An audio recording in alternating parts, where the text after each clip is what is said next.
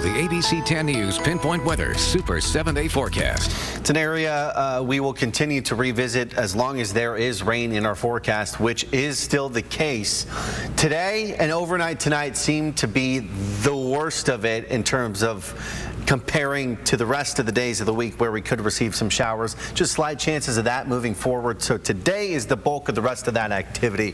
In addition to all that, we still have some fog that we're dealing with too, mostly in the mountain areas, but stretching up and down some spots on the coast. Oceanside, 2 miles of visibility. Ramona down to 5. Later tonight, Escondido is going to get hit. El Cajon as well. So just another thing to add into the mix. Could be sticking around into tomorrow morning too. But this is really all we're focusing on right now.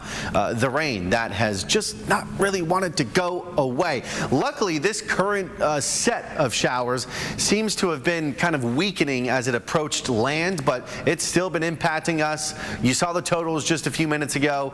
Palomar Mountain about an inch. Other spots like Fallbrook and Escondido have received some measurable rainfall. Fallbrook, in fact, more than half an inch. Where does that put us to start the water year?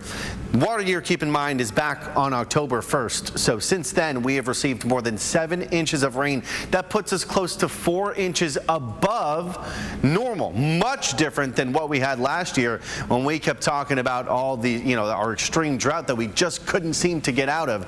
And while we're talking about all those floods that we had to start the year, just one more visit. Keep in mind, let's not forget that we had record rainfall in several different areas.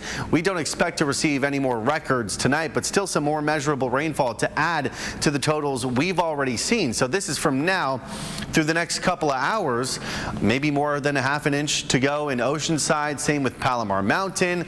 And then overnight as well, maybe a 1/10 or 2 inches left to add to those totals. And then we're kind of just getting a break, maybe some light additional measurements here and there as we get through the rest of Monday and into Tuesday, maybe again on Wednesday. But for the most part, the next 6 to 8 hours are when we are expecting the most activity. You kind of see that play out here on the Futurecast. I mean, really hitting the coast, and that's by 9:30. So in a few hours, expect some more rain, even heavier amounts, especially inland by midnight. And then again, just kind of weakens as Monday goes on, but don't be surprised, I should say, if you wake up tomorrow, there are some slick road conditions as you're heading out to work to start your work week. For some of you, maybe the first work week of 2026. And then we still have chances for showers technically Tuesday and Wednesday, but I'm not picking up a whole lot on at least that model right there. Tomorrow's highs, we are below average across the board. In the 60s for the most part inland, and same goes for the coast. Some of you could fall into the upper 50s, not expecting it. In the mountains, we're looking at 40s and low 60s. That's kind of the range out there. And then, oh my goodness, look at that. There's relief in sight.